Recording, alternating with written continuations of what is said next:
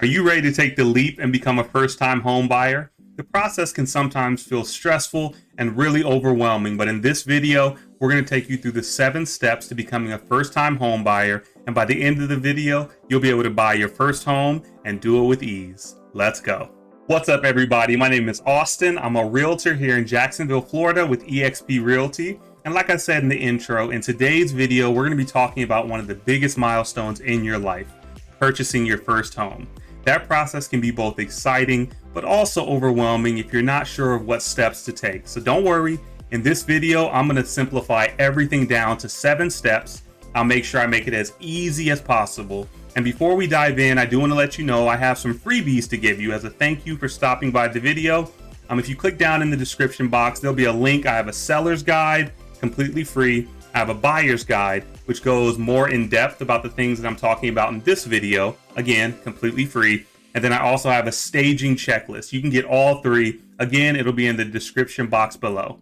Let's get into it. So step number 1 is determining what your budget is. When it comes to purchasing a home, if you don't know how much you can spend or how much you can afford to spend on a home, then there's really no point in even beginning your search. So the things that you'll need to keep in mind are your income, your savings, your debt, your credit score. And one of the things that a lot of people sometimes overlook is getting pre-approved for a mortgage.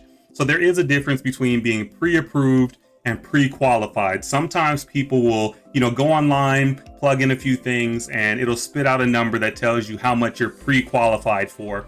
But that doesn't always translate to what you're pre-approved for.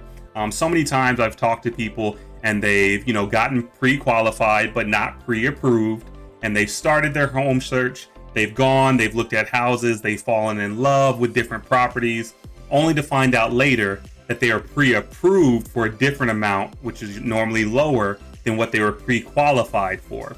So make sure you link up with a good lender. In today's market, you can go online. There's so many different tools you can use to get pre-approved right from the comfort of your own home. But again, the first most important step is figuring out what your budget is. Get pre-approved so you can know exactly how much you're going to be searching for your home. So step number 2, we're going to say it's optional, but as a realtor, I would strongly advise that you find a good real estate agent. Again, not everyone's going to need to work with a real estate agent. A lot of people are, self-sufficient and they can figure things out on their own. But as a realtor, working with people in this space, I advise it because they're going to help you make sure you hit everything on this list. They'll make sure they walk you through each step. And you want to make sure you're linking up with someone that you trust and someone that you're comfortable with. The realtor's supposed to be your advocate. They're going to make sure they negotiate on your behalf. They're going to make sure they keep your best interest at heart. And they're going to make sure they do everything that they can to help you secure the best property, based on what it is you're looking for. Again, it's optional. It's not a complete necessity, but the majority of people in today's market, there's just so much stuff to try and navigate through. So many things that can be confusing and stressful. And let's be honest, people have jobs, they have lives, and not everyone has the ability to do all the work it really requires to find the best home. So linking up with a good real estate agent is always a good step. So I say that it's optional, but if you're, asking me my honest opinion, I think it's a necessity. Find a good real estate agent to help you through this process. All right, step number 3, you get to start your home search. And this is where I say the fun part begins. You already have your budget, so you know exactly how much you can afford. If you're working with an agent, you've already got that in place as well. Now I suggest putting together 2 lists. One's going to be your must-have list, and the other is going to be your nice-to-have list. And just like the name suggests, in your must-have list, you're going to put all the things that you absolutely need to have in your home. So that if you're a family that needs 4 bedrooms, you're going to put that in your must-have list. If you're someone who would like a back patio or a large yard, but that's not, necessarily a deal breaker, you'll put that in your nice-to-have list. And I always recommend sharing those lists with your agent, if you're working with an agent. If not, you can use those lists on websites like Zillow.com, Realtor.com, Trulia.com. They have some really good filters that allow you to search based on, whatever those criteria will be. So if you need 4 bedrooms, 2 baths, you can search that online. It's really great, super easy. If you haven't checked those websites out, please give them a look. And again, this is where the fun part begins, so have fun with it. Step number 4. So you've got your budget, your agent, you started your home search, and now you get to go look at the properties that you've hopefully fallen in love with from the pictures online. With this step, it's fun. Again, it's a carryover from step number 3. This is where you actually get to go into the homes, you get to look at them, you get to take your time, you get to ask questions. Something that you really need to keep in mind is that you're looking for the right home. So please don't feel pressured to make a decision on the spot. This is, again, going to be one of the biggest decisions you're going to make. So you really want to make sure that you feel good about the home that you're, planning on making an offer on. So take your time, ask questions. If you see anything in the home that you have questions about, please ask.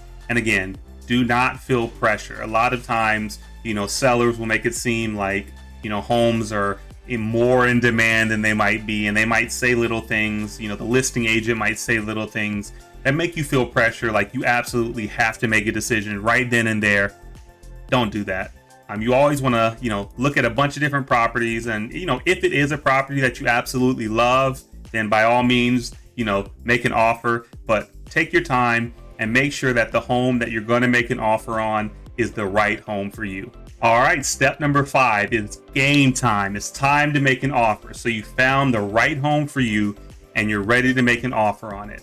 And this is the part where having a real estate agent will come in super handy, because here in Florida, there is no such thing as like verbal offers. Almost every offer that's involving real estate has to be done in writing, and it has to be done in a certain format.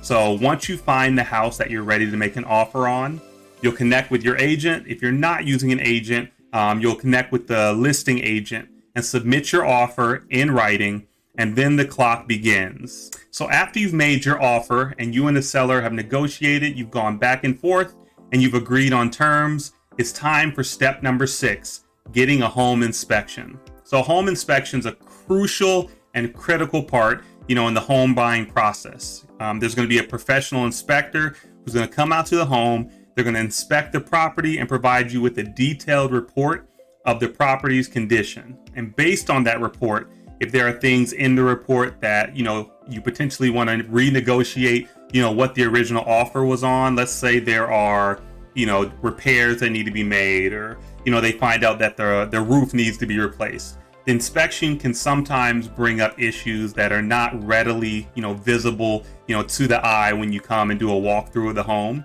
So having that inspector come out, do a professional, inspection is super important, because it's going to allow you to make a really informed decision on whether or not the offer you made originally is fair. And if you want to renegotiate based on, the information you receive in the inspection, there's always going to be an inspection period, between the time that the offer was accepted and then, when you have to make a decision on whether or not you want to move forward to the close. Step number 6 should have included both the inspection and appraisal. While they are 2 different things, they normally happen around the same point in time, along this process. And the purpose of the appraisal is to determine the fair market value of the property, while the inspection is going to determine the condition of the property. So normally the lender who's providing the mortgage loan for the property is going to send out a licensed appraiser who's going to determine if the amount that the lender is going to be giving you for the home is, correct based on the market value of that home. All right, you've now made the step number 7. If everything's gone according to plan, it's time to close the deal. In this step, you're going to have a closing date. You'll get to the closing table. You'll sign a bunch of paperwork. You'll pay your closing costs. And here in Florida, the closing costs are typically between 2.5% to 3.5% of the price of the home. And at this point, congratulations. After you've done all this, you're finally a homeowner. And that's it. These are the basic steps to being a first-time home buyer. Remember, the process can seem overwhelming and stressful, but with the right support and guidance, you can make your dream of becoming a homeowner a reality. Thank you so much for watching. If you have any questions or comments, you can leave them down below. You can reach out via email. I'll also leave my number beneath this video. You can shoot me a message. You can give me a call. If you have any questions relating to real estate, please do not hesitate to reach out. Hit that like button and subscribe to the channel for more real estate related tips. I'll be putting out videos every week. Until next time, peace.